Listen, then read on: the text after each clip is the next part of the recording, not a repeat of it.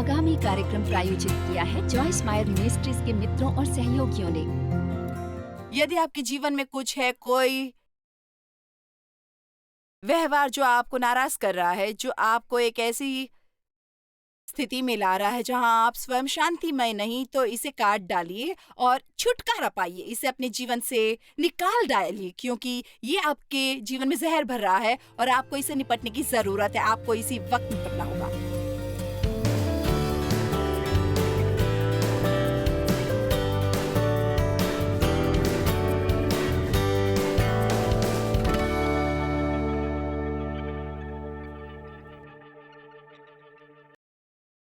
आज मैंने फैसला किया है कि आपको इस विषय पर सिखाऊं कि क्या आप स्वयं को नाराज कर रहे हैं। अब शायद ऐसा संदेश हो जिसे आपने कभी ना सुना हो। बिल्कुल इसे इस तरह से लीजिए। पर आज रात हम बात करेंगे अपनी अंतरात्मा के बारे में। ये बहुत महत्वपूर्ण है कि मेरे पास एक सेहतमंद अंतरात्मा हो। आपकी अस्वस्थ अंतरात्मा हो सकती है, पर आप एक स्वस्थ आत्मा रख सकते हैं। और मैं आपसे बात करूंगी इसके अंतर के बारे में। बाइबल में लिखा है कि आपको स्वयं से शांतिमय रहना। 1 पतरस 3:11। 3 रिश्ते जहां हमें शांति की जरूरत है, परमेश्वर से, अपने साथ से और स्वयं से। इसलिए मैं बस पूछना चाहती हूँ, और मैं बाहरी जवाब की अपेक्षा नहीं कर रही। आपको अपने हाथ खड़े करने होंगे, पर क्या आप स्वयं में शांतिमय हैं?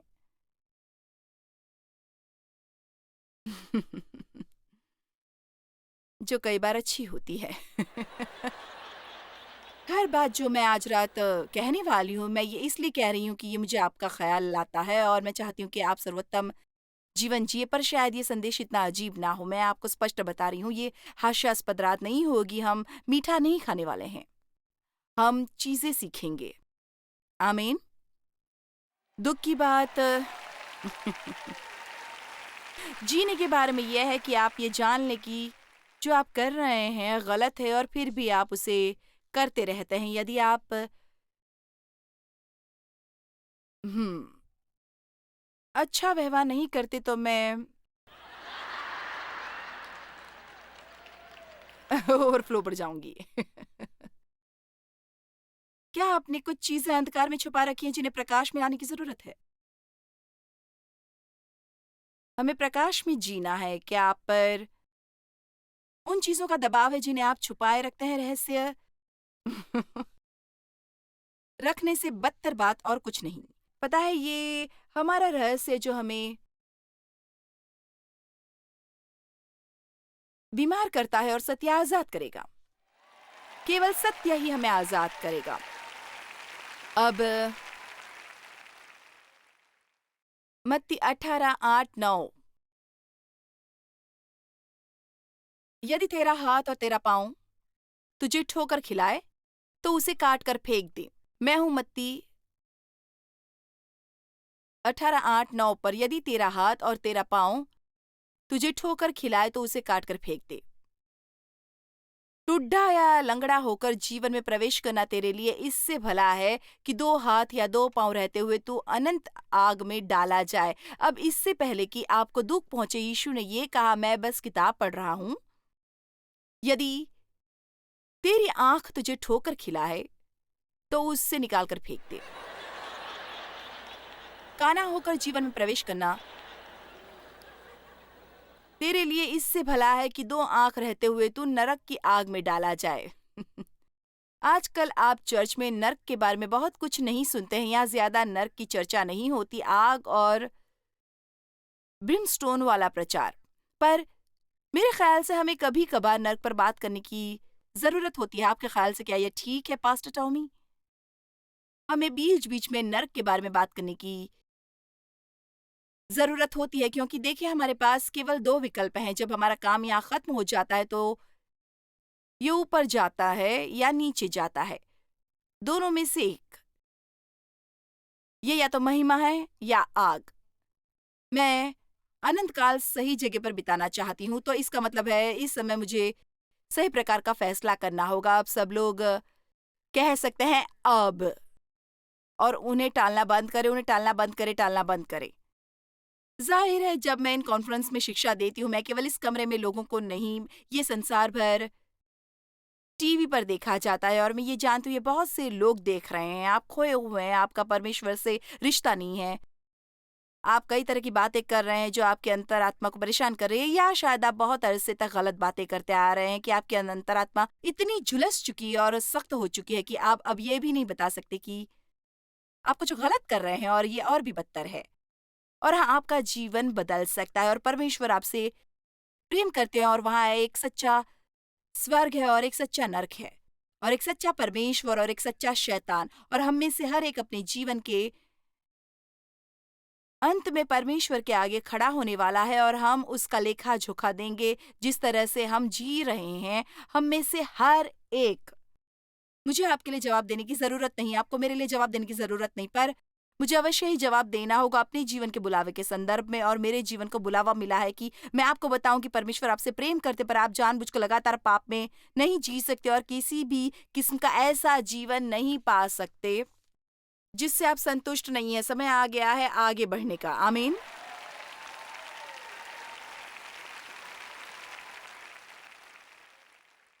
हम हमेशा परमेश्वर से मांगते रहे हैं कि हमारे लिए कुछ करें, और उन्होंने मुझे बहुत अरसे पहले सिखाया, हर बार जब तुम ऊपर उठना चाहो आपके शरीर का थोड़ा सा अंश आपके नीचे जाने के लिए जिम्मेदार होता है।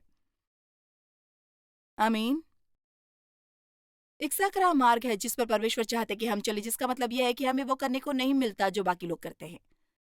मैं आज लोगों को उस मुकाम पर बुलाना चाहती हूँ जो फैसले का स्थान है। मैं चाहती हूँ कि तुम थोड़ा ऊपर उठो, बस थोड़ा सा ऊपर। आज हम बात करने वाले ऊपर और उससे आगे। आगे बढ़ने के लिए आपको ऊपर जाना होगा और फिर आगे। मैंने कभी ये कहावत नहीं सुनी, पीछे और फिर आगे, नीचे जाना और फिर आगे जाना। ये हमेशा होता है ऊपर जाना और ऊपर जाना। मैंने सोचा ये थोड़ा दिलचस्प है जब मैं आज इसके बारे में बात कर रही थी। यदि आप तरक्की करना चाहते हैं तो आपको थोड़ा ऊपर उठना होगा।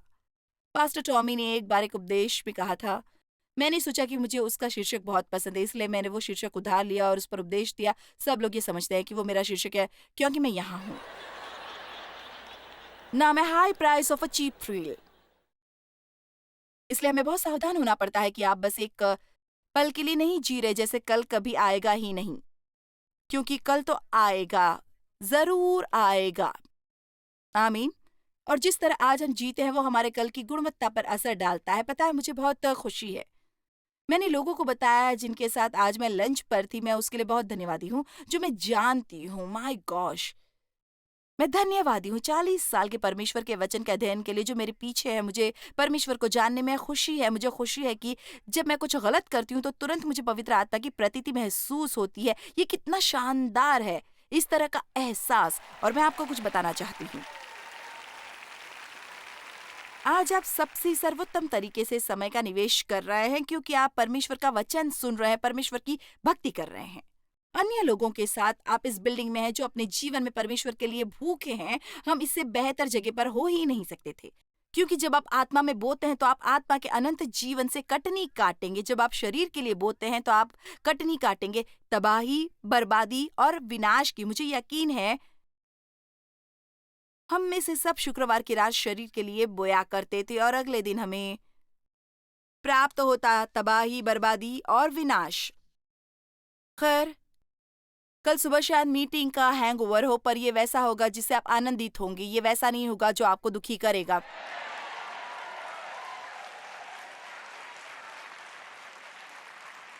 तो आखिर इसका मतलब क्या है? यदि आपका हाथ आपको नाराज करता है तो उसे काट डालिए। यदि आपका पाँव आपको नाराज करता है उसे काट दीजिए। जाहिर है कि वो ऐसा नहीं कह रहे कि आप अपना पाँव, हाथ, आँख काट दीजिए।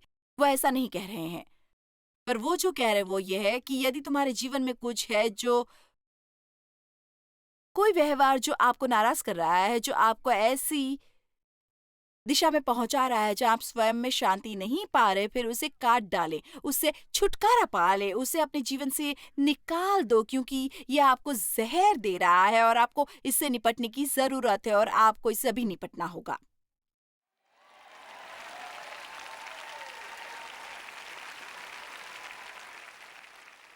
खैर, मैं ये कल करूंगी। एक बहुत ही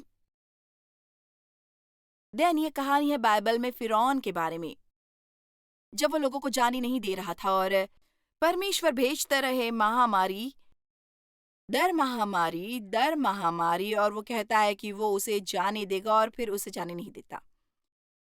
अंत में परमेश्वर ने मेंढकों की महामारी भेजी। मेरा मतलब है सब जगह मेंढक ही मेंढक है। मेंढक बिस्तर में, मेंढक ड्राइववे में, मेंढक ओवन में, मेंढक मेज पर, मेंढक टॉयलेट में यदि उनका कोई टॉयलेट था, मेंढक मेंढक और ज्यादा मेंढक। जब मेंढक आते हैं आप बस मेंढकों से भरा एक डिब्बा लेकर उन्हें खंगाल नहीं सकते, आपको उनसे निपटना होगा। इसलिए फिरौन ने अंत में कहा ठीक है, मैं लोगों को जाने दूंगा। और मूसा ने कहा ठीक है, तो मुझे बताओ कि कब तुम चाहोगे कि मैं प्रार्थना करूं, और जब मैं प्रार्थना करता हूं तो मेंढक गायब हो जाएंगे। तब उसने कहा कल। अब किस में अक्लमंदी होगी कि एक रात मेंढकों के साथ सोना चाहेगा यदि उन्हें सोना ना पड़े तो। कल शायद भाषा का सबसे खतरनाक शब्द है जब हम जानते हैं कि हमें सही करना है और हम वो नहीं करते तो ये पाप होता है।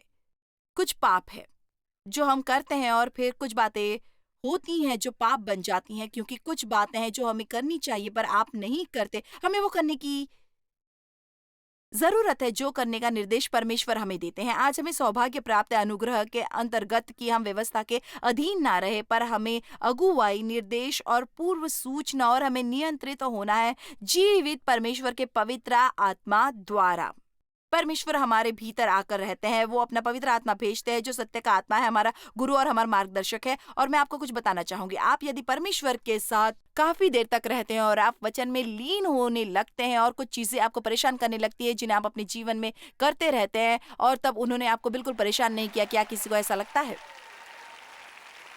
मुझे पता नहीं था मैंने कितनी बातें गलत की जब तक कि मैंने बाइबल का अध्ययन शुरू नहीं किया। और देखिए,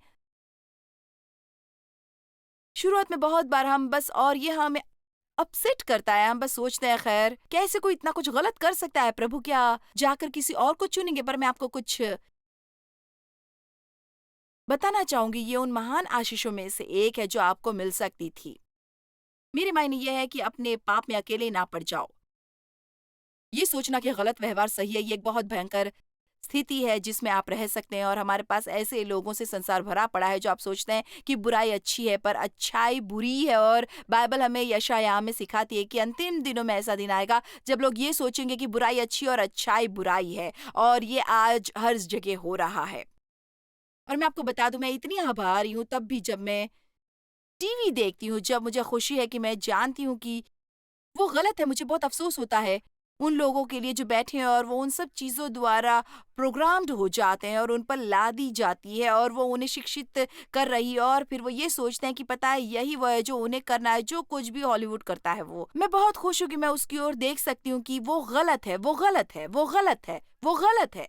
ये जानना अच्छा है कि गलत और सही क्या है। और मैं तुम्हारे आगे रखता हूँ जीवन और मृत्यु। जीवन को चुनो ताकि तुम और तुम्हारा वंश जीवित रहे। आमीन।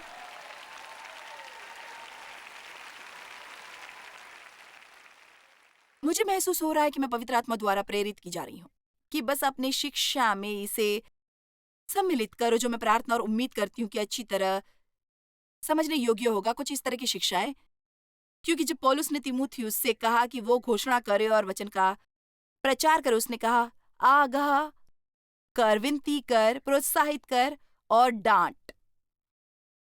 हम डांटने वाला भाग ज्यादा पसंद नहीं करते, पर हर कोई जो हमसे प्रेम करता है, एक अच्छा माता पिता बच्चे को हमेशा थपथपाता नहीं रहेगा और हर समय ये बताता रहे कि वो बहुत बढ़िया है। वो उन्हें बताएंगे जब वो कुछ कर रहे होते हैं, जब उन्हें नहीं करना चाहिए, क्योंकि यदि हम भी परमेश्वर के वचन के द्वारा सुधार नहीं लाएंगे तब फिर हम सचमुच उन लोगों से प्रेम नहीं कर रहे हैं जिन्हें हम उपदेश दे रहे हैं। चलो भी मुस्कुराओ। ये करना ही काफी कठिन है यदि मुझे आप लोगों से वहां कोई मदद नहीं मिले। ओके, यदि आपकी आंख आपको नाराज करती है तो इसे निकाल फेंको। और क्या मतलब है इसका? आपको डाक में से एक मैगजीन मिलती है जो आपने मंगवाई भी नहीं थी। पता है, यदि आप मैगजीन से कुछ खरीदते, अब आपको सैकड़ों मिल जाएंगे और आप उनसे कह सकते हैं कि वो इसे भेजना बंद करे और फिर आपको भेजने लगेंगे। तो मुझे एक आ रही है, मुझे हर महीने 4 मैगजीन मिलती है सेम कंपनी से। पैसे भी बर्बाद की बात है। आप उनसे बंद करने को कहें, वो फिर भी आपको मिलेगी। यदि कई बार आप उन्हें 3-4 बार कहें, फिर वे अंत में आपको भेजेंगे। खैर, पता है, आप शायद एक मैगजीन से कॉफ़ी पार्ट ऑर्डर करें और फिर 3 महीने बाद आपको मिल रही है एक अंडरवियर मैगज़ीन एक औरत के साथ जिसने उस मैगज़ीन में मुश्किल से कपड़े पहने हैं। अब जब वो आपके घर आती है लेडीज़ और जेंटलमैन और शायद ख़ासकर पुरुष, आपको उसे देखने की ज़रूरत नहीं। आपको उसके पन्ने पलटने की ज़रूरत नहीं है, आपको उसे देखने की ज़रूरत नहीं है, आपको उसे जो करने की ज़रूरत है वो है कि आप उसे काट डालो, जाकर उसे कचरे के डिब्बे में डाल दो। उसकी ओर देखो मत। सबसे बड़ी गलती जो आप करते हैं वो चीज़ जो हमें पाप की ओर ले जाती है, वो ये सोचना कि हम आग से खेल सकते हैं और जलेंगे नहीं। आमीन। यदि आप एक कंपनी में हैं और वहाँ आप एक पुरुष है और वहाँ एक आकर्षक औरत है और वो बहुत छोटी स्कर्ट पहनती है और उसने टॉप भी बहुत नीची पहनी है और उसकी पैंट बहुत टाइट है और वो सचमुच बहुत सुंदर है, शायद आपकी पत्नी है जिसने आपके 4 बच्चे जने हैं।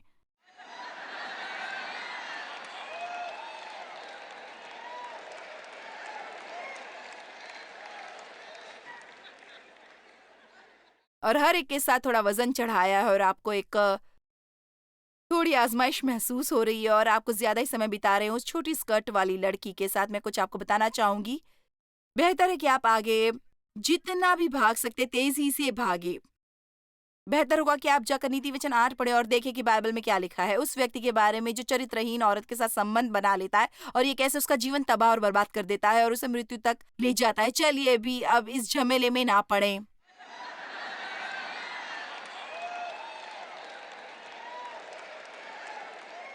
लेडीज़ बुरा मत मानिए, पर यदि आप एक परमेश्वरीय महिला है तो एक परमेश्वरहीन औरत की तरह कपड़े ना पहने। ऐसा ना करें। आपको काम पर जाने की ज़रूरत नहीं और आपको किसी के लिए आज़माइश बनने की ज़रूरत नहीं। आमीन। आज रात किसकी अपेक्षा करें, पर यदि आप एक मेहमान हैं और कोई आपको लाया है और आपने पहले मुझे कभी नहीं सुना तो शायद आप सोच रहे होंगे ये क्या है? मैं असल में बहुत-बहुत अच्छी हूँ। मैं बहुत ही प्यारी और प्रेम करने वाली व्यक्ति हूँ और यदि मैं आपके बर्दाश्त के बाहर हूँ, कल वापस आएँ और आपको फिर बताऊँगी।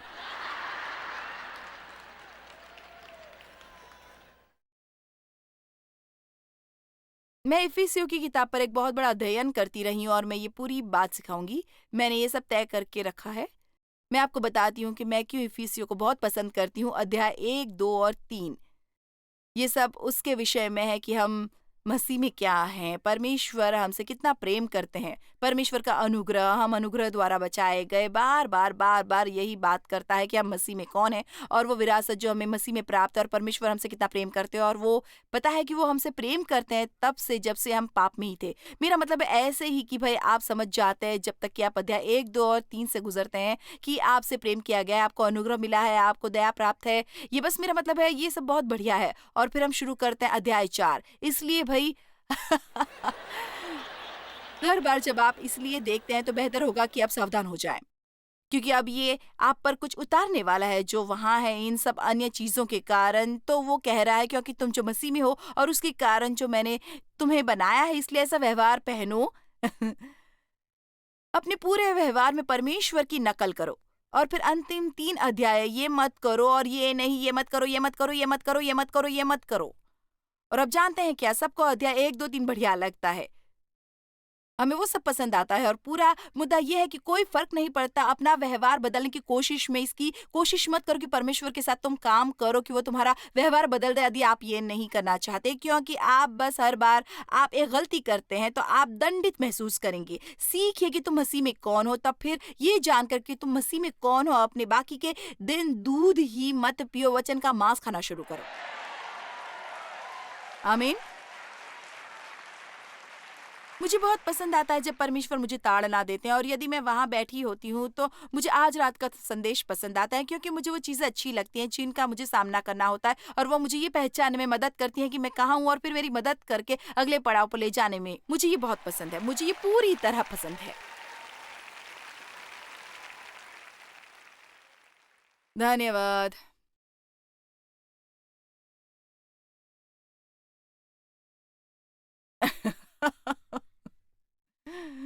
अब जब हम अपने स्वयं के अंतरात्मा के विरुद्ध काम करते हैं और हम स्वयं को नाराज कर रहे हैं, आप में से कितने मुझे समझ रहे मैं क्या कह रही हूँ? ओके। ये सचमुच प्रमुख समस्या, एक दोषी अंतरात्मा एक सचमुच प्रमुख समस्या है, क्योंकि ये निडरता को रोक लेती है। हमें निडरता से सिंहासन तक आना है और निडरता से परमेश्वर से उन चीज़ों को करने को कहना है जो हम चाहते हैं कि वो करें, और निडरता से परमेश्वर से कहना है कि वो हमें इस्तेमाल करें। और यदि आप ऐसा महसूस करते हैं कि आप दंडित हैं और हमारी एक दोषी अंतरात्मा है, फिर हम ये महसूस नहीं करेंगे कि हम निडरता से जा सकते हैं और परमेश्वर से मांग सकते हैं कुछ भी। 1 यूहन्ना 3:21। हे प्रियो, यदि हमारा मन, हमारे हृदय हमें दोष ना दें, तो यदि वो हमें दोषी महसूस ना कराएं और दंडित ना करें हमें परमेश्वर से सामने, या होता है पूरी सुनिश्चितता और निडरता, यदि हमारी अंतरात्मा पर दोष ना लगाएं, यदि वो हमें दोषी महसूस ना कराएं और दंडित ना करें, फिर हम में आत्मविश्वास होता है, पूरी सुनिश्चितता और निडरता परमेश्वर के सामने। एक दोषी अंतरात्मा हमें भय से हमें संकुचित कर देती है। हम परमेश्वर के सामने से सिकुड़ जाते हैं बजाय उनके सामने जाने के। पर पौलुस मुझे बहुत पसंद है जो प्रेरित पौलुस कहता है, और ये रोमियो अध्याय 9:1 में पौलुस कहता है, मैं मसीह में सच कहता हूं, मैं झूठ नहीं बोल रहा, और मेरा विवेक भी पवित्र आत्मा वे गवाही देता है। परमेश्वर का धन्यवाद। सचमुच यदि हम सिद्ध मसीह और परमेश्वर के वचन के अच्छे जानकार हैं, तो आपको किसी और के आने की जरूरत नहीं है और आपको बताने की जरूरत नहीं कि आप गलत है। धन्यवाद पवित्र आत्मा के लिए, वो हमारे भीतर हैं, जिस पर परमेश्वर चाहते हैं कि हम निर्देशित हों। परमेश्वर के साथ चलना एक बहुत ही अद्भुत, शानदार और बढ़िया एडवेंचर है, और साथ ही वो आशीष भी है। आपको कुछ सुधार भी प्राप्त है, और मुझे ये बहुत पसंद है कि जब लोग वचन द्वारा दोषी ठहराए जाते हैं और वो आते हैं और कहते हैं, पता है क्या, मुझे पता चला कि मेरे जीवन में ये गलत है और मैं उन्हें सुधारना चाहता हूँ। ये किसी को सर पर मारने के बारे में नहीं है, मैं आपको बुरा महसूस कराने के बारे में। मैं बस यही कह रही हूँ कि यदि कुछ गलत है तो उसे सुधारो। आप मेंढकों के साथ मत रहो, चलो इसे ठीक करो, उसे छोड़ दो। चलो कल तक का इंतजार मत करो, परसों और परसों और परसों। मैं उन बातों की बात नहीं कर रही जिससे आप निपट रहे हैं और आप उनसे पार पाने की कोशिश कर रहे हैं, जो आपके लिए लंबे अरसे से समस्या थी। आप एक काउंसलर के साथ काम कर रहे हैं। मैं उन लोगों के बारे में बात नहीं कर रही जो परमेश्वर के साथ चलने की कोशिश कर रहे हैं। मैं बात कर रही हूँ उनकी जो बस कबाड़ा कर रहे हैं और सचमुच वो नहीं कर रहे हैं जो उन्हें आजाद करेगा। मुझे इस पर विश्वास है। मैं अपनी कब्र पर इस पर विश्वास करते हुए, मेरे ख्याल से कोई और तरीका है जो कोई व्यक्ति निष्ठापूर्वक वचन का अध्ययन कर सके और परमेश्वर की उपस्थिति में बना रहे और बदले ना, मेरे ख्याल से ये संभव नहीं है। आप बदलेंगे क्योंकि ये प्यार भरी घोषणा की परमेश्वर की ताड़ना तुम पर आएगी। और यदि आप परमेश्वर से सचमुच प्रेम करते हैं, यीशु ने कहा कि यदि तुम मुझसे प्रेम करते हो तो तुम मेरी आज्ञा मानोगे। उन्होंने ये नहीं कहा यदि तुम मेरी आज्ञा मानोगे तो मैं तुम्हें प्रेम करूंगा। उन्होंने पहले ही फैसला कर लिया था आपसे प्रेम करने का। तो कुछ ऐसा नहीं है जो मैं आपसे बता रही हूँ जो आपको नहीं पता। जो मैं कह रही हूँ वो ये है, यदि आप परमेश्वर से प्रेम करते हैं तब हमें बस प्रयास करना चाहिए हर चीज करने का, वो हर चीज का जो हम कर सकते हैं उन्हें प्रसन्न करने का और उनकी तरह व्यवहार करने का और संसार के सामने उनका प्रतिनिधित्व करने के लिए, कुछ इस तरह जो दूसरे लोगों में इच्छा जगा यीशु के साथ रिश्ता रखने के लिए। क्या कोई सुन रहा है मुझे आज रात?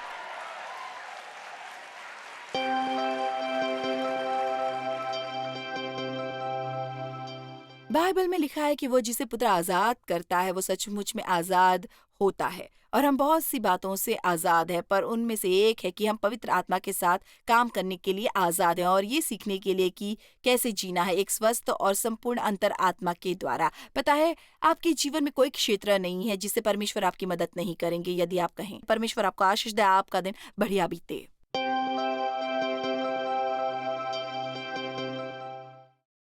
खैर, बाइबल हमें सिखाती है कि हम लोगों को आदर दे, सम्मान करें और उनका निर्माण करें, और हम ये कर सकते हैं उनसे प्रोत्साहन भरे शब्द कहकर। और आप जानते हैं कि आज हम अन्य लोगों से प्रोत्साहन भरे शब्द बोलते हैं तो हम स्वयं भी प्रोत्साहन पाएंगे। बस इसके बारे में सोचिए, ये होगी दुगनी आशीष। आप किसी और को आशीष दें और आप आशीष पाएंगे।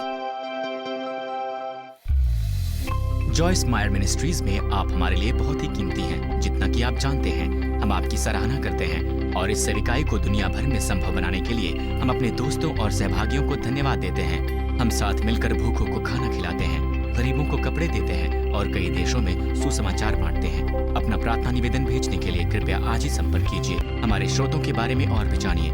जॉयस की सभाओं की सूची देखिए हमारे साथ सहभागी बनने के लिए, क्योंकि हम दुनिया भर में मसीह के प्रेम को बांटते हैं।